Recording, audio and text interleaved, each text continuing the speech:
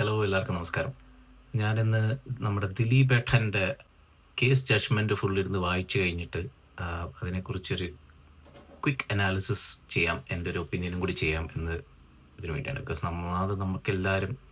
നമ്മളെല്ലാം കാലങ്ങളായിട്ട് ഡിസ്കസ് ചെയ്തൊരു കേസും കൂടി ആയതുകൊണ്ട് എങ്ങനെയാണ് ദിലീപ് ഏട്ടൻ നിന്ന് ഊരിപ്പോയത് എന്ന് അറിയാൻ വേണ്ടിയിട്ട് കൂടിയാണ് ഈ ജഡ്ജ്മെൻറ്റ് ഞാൻ 1700 പേജിന് മുകളിലുള്ള ജഡ്ജ്മെൻറ്റ് കഷ്ടപ്പെട്ടിരുന്ന് വായിക്കുകയും ചെയ്തത്. ആൻഡ് അതിനെക്കുറിച്ചാണ് ഞാനിന്ന് പറയാൻ പോകുന്നത്. 1743 പേജോളമുണ്ട്. ഓക്കെ, അപ്പോൾ മെയിൻലി ഇതിൽ പ്രോസിക്യൂഷന് 2 കാര്യങ്ങൾ എസ്റ്റാബ്ലിഷ് ചെയ്യണം. ഒന്ന്, ഇൻസിഡൻറ്റ് നടന്നിട്ടുണ്ട്, വിച്ച് ഇസ് ഓൾറെഡി പ്രൂവൺ, അതിൽ സംശയമൊന്നുമില്ല. അതിന് പ്രോസിക്യൂഷന് സഫീഷ്യൻ്റ് ആയിട്ടുള്ള സയൻറ്റിഫിക് എവിഡൻസ് ഇൻക്ലൂഡിങ് DNA ടെസ്റ്റുകൾ നടത്തിയതിൻ്റെ വരെ എവിഡൻസുകൾ കറക്റ്റായിട്ടുണ്ട്. അത് മെയിൻ തിങ് ഇസ് അവർക്ക് ദിലീപുമായിട്ട് കണക്ഷൻ സ്ഥാപിക്കണം.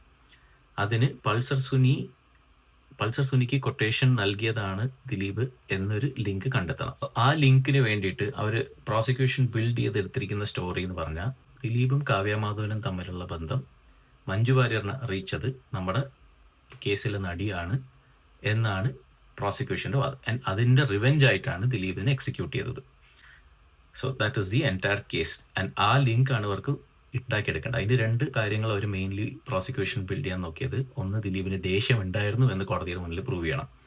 അത് പ്രൂവ് ചെയ്യാൻ വേണ്ടിയിട്ട് തന്നെ മെയിൻലി വളരെ ബേസിക്കായ ടൈമിങ്സിന് തന്നെ പ്രോസിക്യൂഷനും ഇതിന് വിറ്റ്നസ് ആയിട്ട് വന്ന മഞ്ജു വാര്യറിനോ അവരുടെ ഫ്രണ്ട്സായ ഗീതു മോഹൻദാസിന്, സംയുക്ത വർമ്മ, ഇവരൊക്കെ ഇതിൽ ഇൻവോൾവ് ആയിരുന്നവർക്കൊന്നും പ്രൂവ് ചെയ്യാൻ പറ്റിയിട്ടില്ല. ഇവരെല്ലാവരും ഡേറ്റ് തെറ്റിച്ച് പറയുകയും ചെയ്തു. കോടതിയിൽ വന്നിട്ട് വളരെ ബേസിക് ആയിട്ടുള്ള ഡേറ്റ്സ് 2012 ഫെബ്രുവരി 14 കണ്ടത് ആക്ച്വലി 2013 ആണെന്ന് ഡിവേഴ്സ് ഇതിൽ നോട്ടീസിലിരിക്കുന്നത്. വളരെ ബേസിക് ആയിട്ടുള്ള കാര്യങ്ങളാണ്. എന്തുകൊണ്ടാണെന്നും ഇത് വായിച്ച ആർക്കും മനസ്സിലായിട്ടുമില്ല.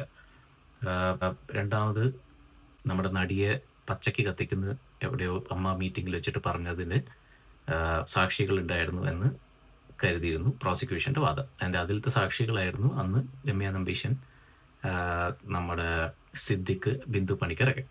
അപ്പോൾ അവരൊക്കെ ആദ്യം സമ്മതിച്ചിട്ട് പിന്നെ കൂറുമാറി അവർ അങ്ങനെ കേട്ടിട്ടില്ല എന്നാണ് പറഞ്ഞത്. അങ്ങനെയാണ് കേസ്. പക്ഷേ പോലീസിന് എഴുതി കൊടുത്ത ഒരു മൊഴിയിലും ഇനീഷ്യൽ ഇതിൽ ഇവരാരും അങ്ങനെ പറഞ്ഞിട്ടുള്ള തെളിവ് പോലീസിൻ്റെ അടുത്ത് ഇല്ല, പ്രോസിക്യൂഷനില്ല. പിന്നെ നമ്മുടെ നടി പറഞ്ഞത് ഇവർ യൂറോപ്പ് ട്രിപ്പിന് പോയപ്പോഴേക്കും ദിലീപ് ഈ മഞ്ജു വാര്യറിൻ്റെ അടുത്ത് കാവ്യയെക്കുറിച്ച് പറഞ്ഞു കൊടുത്തത് ഈ നടിയുടെ അടുത്ത് വന്ന് ചോദിക്കുകയും ഭീഷണി സ്വരത്തിൽ പറയുകയും ചെയ്തു. എന്നെ പിണക്കിയവരാരും ഈ ഇൻഡസ്ട്രിയിൽ വാഴ്ന്നിട്ടില്ല എന്ന് ഭീഷണി സ്വരത്തിൽ പറയുകയും ചെയ്തു. പിന്നെ നമുക്കൊരു സിനിമ ചെയ്യണം എന്നും പറഞ്ഞിട്ട് പോയി എന്ന് പറഞ്ഞു. പക്ഷേ ഇതിനൊന്നും തെളിവില്ല. മൂന്നാമത്തെ അലിഗേഷൻ, ഈ ദിലീപിൻ്റെ ഇൻഫ്ലുവൻസ് കാരണം നടിക്ക് കുറേ അവസരങ്ങൾ നഷ്ടപ്പെട്ടു എന്ന് പ്രൂവ് ചെയ്യണം. 2 രീതിയിലാണ് അത് തള്ളിപ്പോയത്. അപ്പോൾ ഒന്ന്, അതിന് ലൈവായിട്ട് പ്രൂഫ് ഉണ്ടായിരുന്നു. ഒന്ന്, നമ്മുടെ ബെന്നി പി നായരമ്പലവും പിന്നെ ഒരു പ്രൊഡ്യൂസർ കൂടി ഉണ്ടായിരുന്നു. ഇവരാണ് നമ്മുടെ നടി പറഞ്ഞത് നേരിട്ട് ദിലീപ് പറഞ്ഞ് ഇങ്ങനെ അവസരങ്ങൾ നഷ്ടപ്പെടുത്തുന്നത് പറയുകയോ ഏതൊരു സിനിമയിൽ ഒഴിവാക്കണമെന്നോ പറഞ്ഞൊരു അവസരം ഉണ്ടായിരുന്നു. പക്ഷേ പ്രോസിക്യൂഷൻ ഇവർ 2 പേരും വിറ്റ്നസ് ആയിട്ട് കൊണ്ടുവന്നിട്ടുള്ള ഇവരുടെ മൊഴിയുമില്ല. എന്തുകൊണ്ടാണെന്ന് ജഡ്ജി ചോദിക്കുമ്പോൾ അവർക്ക് ഉത്തരവില്ല. സ്ട്രെങ്ത് ഇല്ലാത്തൊരു പ്രോസിക്യൂഷൻ്റെ വാദമായതുകൊണ്ട് നടന് റിവെഞ്ചോ അല്ലെങ്കിൽ റിവെഞ്ച് മോട്ടീവ് പ്രൂവ് ചെയ്യാനോ ദേഷ്യം പ്രൂവ് ചെയ്യാൻ പറ്റിയിട്ടില്ല. Now the main thing is establishing conspiracy നടന്നത്. അതിന് ദിലീപും പൾസർ സുനിയും തമ്മിൽ കണ്ടുമുട്ടിയ ഒരുപാട് അവസരങ്ങളാണ് പറയുന്നത് പ്രോസിക്യൂഷൻ എഴുതി.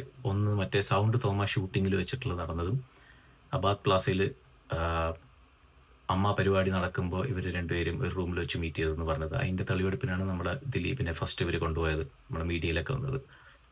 അപ്പോൾ ദിലീപ് ചോദിച്ചില്ലേ മീഡിയയിൽ നോക്കിയിട്ട്, എന്താ ചേട്ടാ വെറുതെ വായി തോന്നണൊക്കെ വിളിച്ച് പറയില്ലേ എന്നൊക്കെ പറഞ്ഞിട്ട്, നിങ്ങൾക്ക് ഓർമ്മയുണ്ടാവും ആ വീഡിയോ. പിന്നെ തൃശ്ശൂർ ജോയ്സ് പാലസിൻ്റെ പാർക്കിംഗ് ഗ്രൗണ്ടിൽ ഇവർ മീറ്റ് ചെയ്തു എന്ന് പറയുന്നതും. പിന്നെ തൊടുപുഴയിൽ ഒരു ഷൂട്ടിംഗ് നടക്കുമ്പോൾ, കട്ടപ്പനയിൽ ഋത്തിക് റോഷൻ സിനിമയായിട്ട് ഷൂട്ടിംഗ് നടക്കുമ്പോൾ പൾസർ സുനി അവിടെ യാത്ര ചെയ്ത് നാദൃശ്ശേരിയിൽ നിന്ന് 30,000 രൂപ മേടിച്ചു എന്നൊരു കേസ്. പിന്നെ ഒരു ഷൂട്ടിംഗ് ലൊക്കേഷനിൽ വെച്ചിട്ട് ദിലീപിനെ പൾസർ സുനി കണ്ടു കാരവനിൽ വെച്ചിട്ട് എന്ന് പറഞ്ഞാൽ നമ്മുടെ കളമശ്ശേരി അടുത്ത് ഷൂട്ടിംഗ് നടക്കുമ്പോൾ എന്നും പറയും. ഇതിലൊക്കെ വളരെ പരിഹാസകരമായി തോന്നുന്നത് എന്താണെന്ന് വെച്ചാൽ, ഇതൊന്നും പ്രോസിക്യൂഷന് പ്രൂവ് ചെയ്യാൻ ആവശ്യത്തിന് തെളിവില്ല.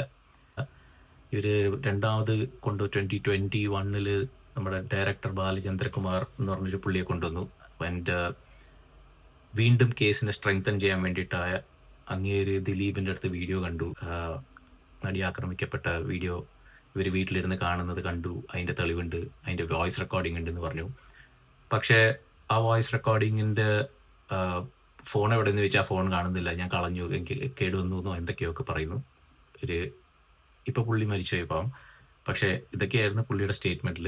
ആൻഡ് ഈ ബാലചന്ദ്രകുമാർ അന്ന് മൊഴി കൊടുത്തപ്പോഴും കോടതിയിൽ ഒരു ഡേറ്റ് പറയും, ദിലീപിനെ ഞാൻ കണ്ടു എന്ന് പറയുന്ന ഡേറ്റ് പറയും. എന്നിട്ട് SMS എടുത്ത് നോക്കുമ്പോഴേക്കും ദിലീപിനെ കണ്ടതിൻ്റെ അടുത്ത ദിവസമൊക്കെ ആയിരിക്കും SMS ഉള്ളത്, ഐ വോണ്ട് ടു മീറ്റ് എന്നൊക്കെ പറഞ്ഞിട്ട്. അപ്പം അങ്ങനെ വളരെ ബേസിക് ആയിട്ട് ഡേറ്റ്സ് ഒന്നും മാച്ച് ചെയ്യുന്നില്ല. അപ്പം അതുകൊണ്ടാണ് ഞാൻ പറഞ്ഞത്, ഇത് വായിക്കുന്നത് വളരെ വളരെ പരിഹാസകരമായ, ഏറ്റവും ഒരു 2ാം ക്ലാസ്സിൽ പിള്ളേർ ഇതിൻ്റെ ഇൻവെസ്റ്റിഗേഷൻ ചെയ്തിരുന്നെങ്കിൽ ചിലപ്പോൾ ഇതിൽ ഉണ്ടായേനെ. And all these reasons surely point that പ്രോസിക്യൂഷൻ്റെ കയ്യിൽ ഒരു തെളിവില്ല ദിലീപിനെ ലിങ്ക് ചെയ്യാൻ വേണ്ടിയിട്ട്. സോ ഞാനും ദിലീപ് കുറ്റക്കാരനാണെന്ന് വിചാരിച്ചിരുന്ന ഒരാളാണ്, നമ്മൾ എന്നെപ്പോലെ കുറേ പേരും വിചാരിക്കുന്നുണ്ട് ഇപ്പോഴും. പക്ഷേ ഇത് വായിച്ചു കഴിയുമ്പോഴേക്കും നമുക്ക് ക്ലിയർ ആയിട്ട് മനസ്സിലായി ഇപ്പോൾ എന്തായാലും ഒരു എവിഡൻസും ഇല്ല പ്രോസിക്യൂഷൻ്റെ കയ്യിൽ. ആൻഡ് ഇൻട്രസ്റ്റിംഗ്ലി റീ ഇൻവെസ്റ്റിഗേഷൻ വന്നു കഴിഞ്ഞാൽ തിരിച്ചു പോയി CCTV എവിഡൻസ് എടുക്കാനോ അല്ലെങ്കിൽ കോൾ ഡേറ്റ റെക്കോർഡ് എടുക്കാൻ പറ്റില്ല. ബിക്കോസ് കോൾ ഡേറ്റ റെക്കോർഡ്സ് 3 വർഷം കഴിഞ്ഞ് അവൈലബിൾ അല്ലെന്ന് ഈ ജഡ്ജ്മെൻറ്റിൽ തന്നെ കുറേ സ്ഥലത്ത് ഇൻവെസ്റ്റിഗേഷൻ ഓഫീസർ പറയുന്നുണ്ട്. So it doesn't make sense at all. Overall എൻ്റെ വിലയിരുത്തൽ ഇത് വെറും കെട്ടിച്ചമച്ച കേസാണ് തോന്നുന്നു ദിലീപിനെതിരെ.